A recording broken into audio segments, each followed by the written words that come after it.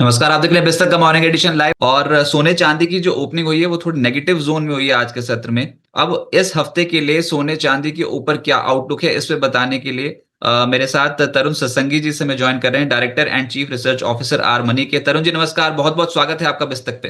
Hi Rajat ji, good morning. Thanks for inviting us. Sir शुक्रवार के सत्र में तो इंटरनेशनल मार्केट पर तो सोने चांदी की कीमतें ऊपर गई थी, लेकिन आज जब घरेलू बाजार की ओपनिंग हुई तो दिख रहा है कि चांदी 7,000 रुपए और सस्ती हो गई है। जो टिक्स आए ओपनिंग में उसमें 2,36,000, 2,37,000 ये सिल्वर का टिक आ रहा है। और ऐसे ही गोल्ड ये 1,55,000 के लेवल के नीचे फिसल गया है। लगभग 1,000 पॉइंट्स तो आज नीचे दिखाई दे रहा है ओपनिंग टिक्स में गोल्ड।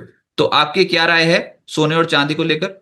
देखा जाए तो सिल्वर काफी नेगेटिवली रिएक्ट कर रहा है compare to the gold in the short term, and ultimately ज्यादा गिरा है compare to the gold. Gold के अंदर भी हमने देखा है कि एक दायरे का कारोबार हो चुका है और सारा का सारा मार्केट आय कर रहा है ईरान के डेवलपमेंट पे।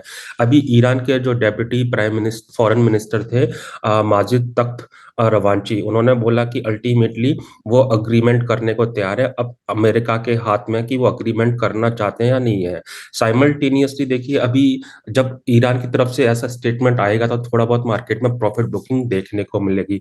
वहीं इजराइल के जो प्राइम मिनिस्टर है मिस्टर बेंजामिन, उनका कहना है यूएस को कि एग्जैक्टली अल्टीमेटली सैंक्शन हटाना या न्यूक्लियर एनरिचमेंट करना ही डील का मुद्दा नहीं होना चाहिए। उनका जो न्यूक्लियर इंफ्रास्ट्रक्चर है वो भी एक्चुअली डिसमेंटल करने के लिए प्रेशराइज करना चाहिए।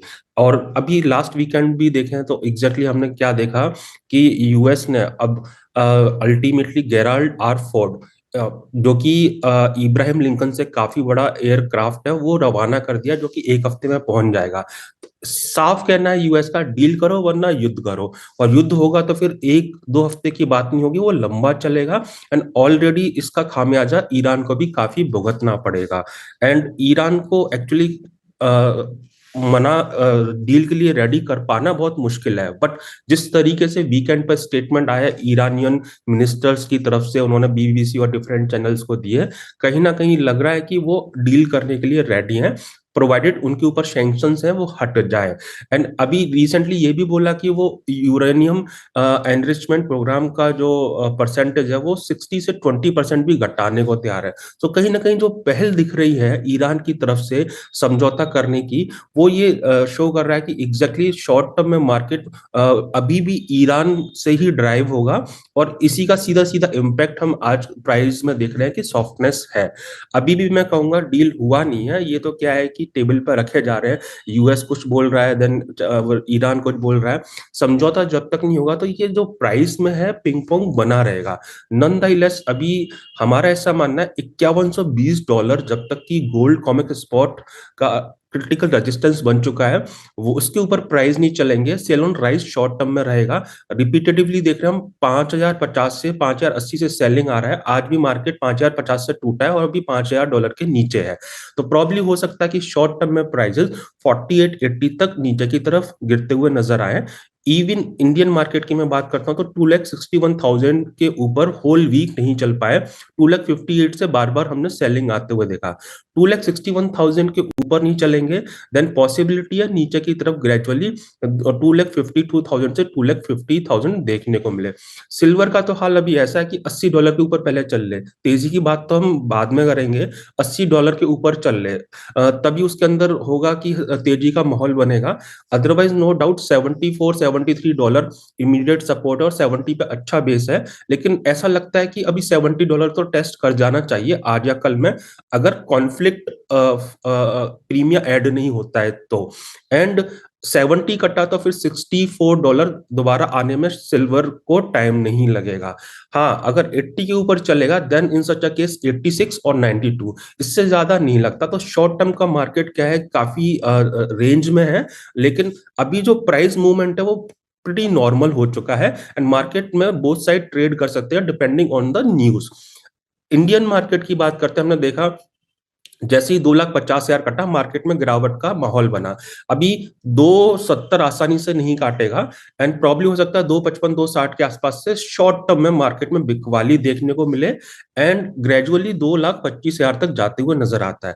अभी भी 2,25,000 काफी अच्छा सपोर्ट है in case of silver, but अगर वो कटेगा तो मे भी हो सकता है correction could widen to 2 lakh पर kg. So that would be the area, वहां पे हो सकता है प्राइस को फिर से बॉटम बनाने के लिए कुछ माहौल सा मिले।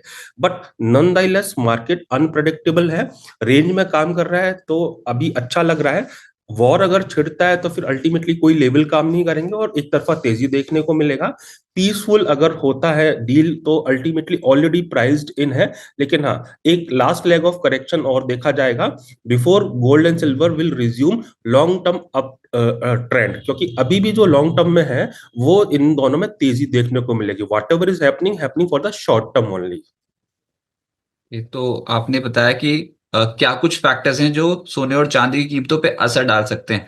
पर सर वो जैसे घरेलू बाजार पे आज 2,42,000 देख के ऐसा लग रहा है कि यहाँ पर अब बहुत सस्ती हो गई है, क्योंकि ये बिल्कुल उल्टा है, 4,20,000 से 2,42,000 इस तरह की करेक्शन देखने को मिल रही है।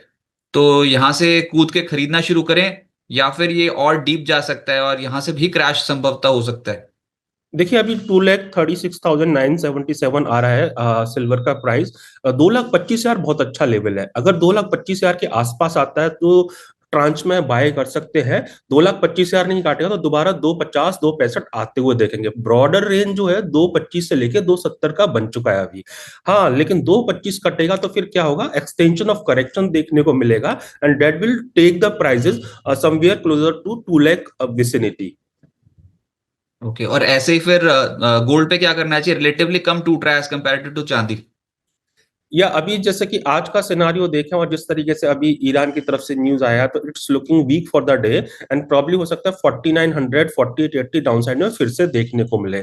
गोल्ड में कोई भी उछाला मिलता है 5,050 या उसके ऊपर तो सेलिंग करना बेटर रहेगा फॉर शॉर्ट टर्म, 5121 के स्टॉप लॉस के साथ में। एंड इंडियन मार्केट की बात करते हैं तो किसी भी उछाल के चलते 1,58 1,59 मिलता है तो वहां पे बेचना बेटर रहेगा शॉर्ट टर्म के लिए। 1,61,000 का स्टॉप लॉस, 1,50,000 का टारगेट रहेगा। गोल्ड का इंडियन मार्केट में काफी अच्छा सपोर्ट है 1,48,500, वो नहीं कटना चाहिए। वो अगर कटता है तो 1,45 से 1,40 की भी तैयारी हो जाएगी। सर कुछ मार्जिन रिवाइज होने की कुछ खबर, ऐसा कुछ हो सकता है? क्योंकि चढ़ रहे थे तो मार्जिन बढ़ा दिए थे एक्सचेंज ने, लेकिन अब जब गिर रहे हैं तो फिर मार्जिन रिवाइज होंगे क्या डाउन साइड पे? सी अभी भी मार्केट में थोड़ा सा प्रिकॉशनरी अप्रोच लेगा एक्सचेंज, तो मार्जिन इतनी इजीली रिवाइज नहीं करेंगे। एडिशनल एक दो मार्जिन जो लगते हैं कपल ऑफ डेज के लिए आफ्टर फ्रीजिंग एक्टिविटी, वो date can be revise, but ultimately to protect the investors money, I think higher margin should be new normal, could be new normal for some time now. Okay, और ये China वाले जा रहे हैं छुट्टी पे, ये तो चले गए आज से, मतलब अब तो आएंगे पूरे एक हफ्ते बाद। तो कमोडिटी मार्केट पे इसका क्या असर पड़ेगा? सी अल्टीमेटली टिपिकली ज्यादा फर्क पड़ता नहीं, क्योंकि ऑलरेडी न्यू ईयर से पहले वो काफी कुछ पाइल अप कर लेते हैं अपनी रिक्वायरमेंट को, and the moment market will open again we will have a like strong rush to the market. So ultimately हाँ, गोल्ड सिल्वर को क्योंकि लास्ट 1 साल से 2 साल से चाइना ड्राइव कर रहा है, स्पेशली लास्ट 1 ईयर से। बट अभी क्या है कि एग्जैक्टली उसके बेसिस पर अभी यूएस और ईरान के बेसिस पर ही प्राइजेस ड्राइव होंगे, तो ज्यादा फर्क नहीं पड़ेगा मार्केट शट होने की वजह से, क्योंकि ये सीजनली हर साल होता है and it is very priced in. Sir बहुत शुक्रिया आपका हमारे साथ जुड़ने के लिए, और कमोडिटी मार्केट पे अपना नजरिया शेयर करने के लिए बहुत बहुत थैंक्स शुक्रिया। For inviting us. Thank you sir.